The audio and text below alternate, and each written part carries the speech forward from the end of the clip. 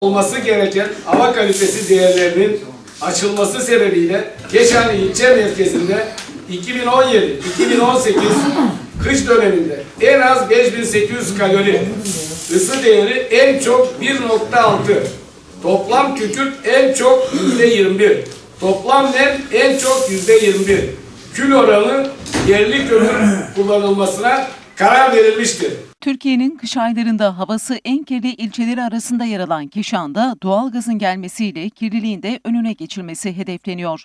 Bu konuda yapılan çalışmaların ne durumda olduğunu araştırmak için geçtiğimiz ay İl Genel Meclisi'ne verilen önerge için Çevre ve Sağlık Komisyonu tarafından rapor hazırlandı.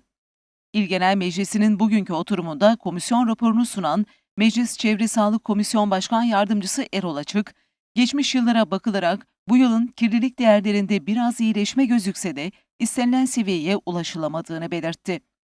İlçede doğalgaz çalışmalarının son aşamaya geldiğini aktaran Açık, ulaşılması gereken abone sayısının 32.000 olduğunu, ancak şu anda mevcut abone sayısının 5.000'e ulaştığını, bunun da umut verici olduğunu ifade etti.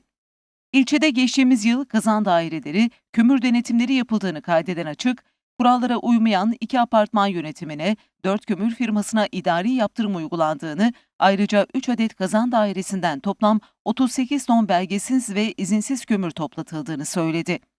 Komisyon raporunda çözüm önerilerine de yer verilerek, yeni yapılacak binalarda altyapının uygun olduğu yerlerde temiz yakıt kullanımının zorunlu hale getirilmesi, doğalgaz hattının ulaşmadığı alanlardaysa baca ve filtre sistemine geçilmesi gerektiği ifade edildi. Olması gereken hava kalitesi değerlerinin açılması sebebiyle Keşanlı ilçe merkezinde 2017-2018 kış döneminde en az 5800 kalori, ısı değeri en çok 1.6, toplam kükürt en çok %21, toplam nem en çok %21, kül oranı yerli kömür kullanılmasına karar verilmiştir. Tavsiye edilense daha yüksek değerlerde sahip olan ithal kömürdür. Geçmiş yıllara bakıldığında bu yılın değerleri daha iyi gözükse de ulaşması gereken seviyeye yakalanamamıştır. İlçeye doğalgaz gelmesiyle süratle iyileşme olacağı düşünülmektedir. Doğalgaz kazı çalışmaları son aşamaya gelmek üzeredir. Ulaşması gereken abone sayısı 32.000 olup mevcut abone sayısı 5.000'in üzerine çıkmıştır. Bu durum umut verici bir gelişmedir. 2017 yılında 22 kazan dairesi denetimi, 3.002 adet ilçemize giriş yapan kömür aracı denetlenmiş, 11 adet kömür firmasından alınan numunelerin analizi yapılmıştır. Kurallara uymayan 2 apartman yönetimine, 4 kömür firmasına idari yaptırım uygulanmıştır. Ayrıca 3 adet kazan dairesinden toplam 38 ton belgesiz ve izinsiz kömür toplatılmıştır.